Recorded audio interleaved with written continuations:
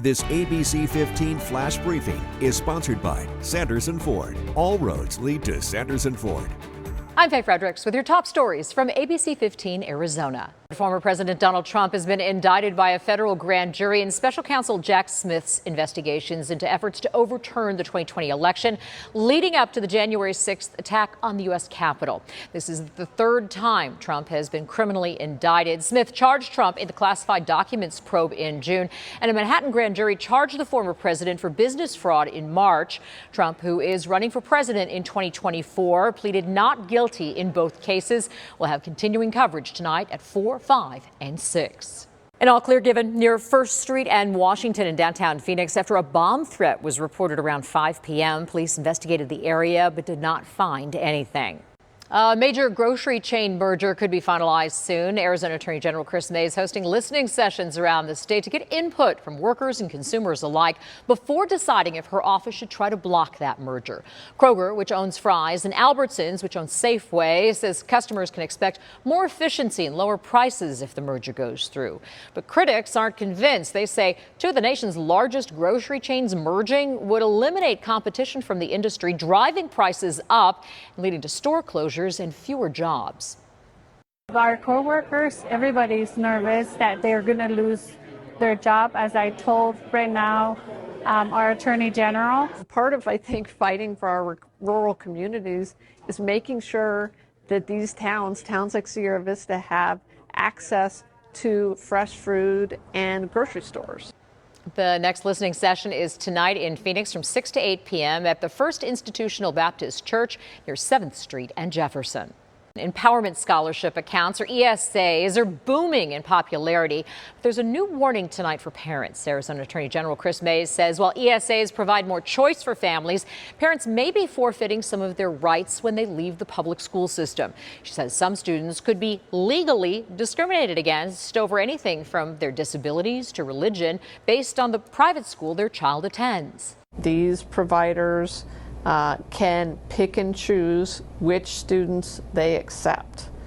And it's very fact dependent. I can launch an investigation, but it gets really, really difficult. For decades, federal laws required public schools to let anyone in and explicitly outlaws discrimination based on things like race, sex, and ethnicity. New football season is almost here. That also means new food out at State Farm Stadium. Arizona Cardinals are offering up 8 new dishes that will be available throughout the stadium, including a crispy honey hot chicken sandwich, Southwest egg rolls, tossed chicken tenders, and more. I'm excited. I think everybody else that's seen it so far is excited about the foot-long French fries with the 3 different sauces. We have the Mexican street corn dog. It's going to be like eating your Mexican street corn, but there's a corn dog in the middle. You eat with your eyes first, everybody says. We want it to look nice. It's fun and it all tastes good. All of the items will be available starting with the preseason home opener August 11th. Uplifting Arizona, Valley 11-year-old proving you're never too young to make an impact. Jacob Morcus taking full advantage of summer break as a business owner. Jacob picked up crocheting in the spring, but during the summer, well, he really hit his stride. That's when he began creating little stuffed critters, turtles, pigs, frogs, orcas, and more. His proud mom posting pictures of his creations online, and the community just falling in love. The soon-to-be 7th grader now has more than 45 orders. It was blowing up, like, what else does he make? Like, can he make this? Can he make that? And it was like, wow, I can make all of this. And Jacob heads back to school Thursday, but plans to crochet on the weekends. His stuffed animals start at $5. They go up from there, depending on size and complexity.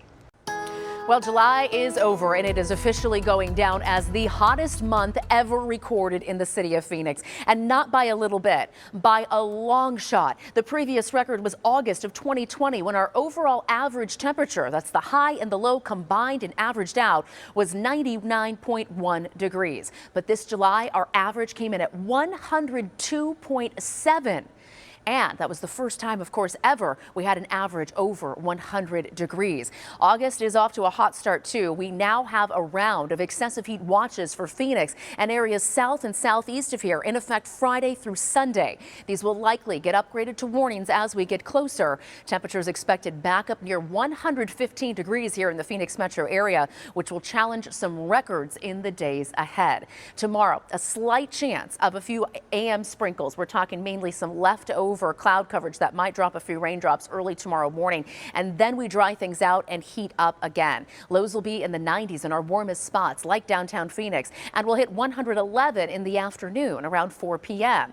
An ozone high pollution advisory also in effect tomorrow. And as far as those storm chances go, actually, you guys, sorry, this clicked too fast. Let's start that one over.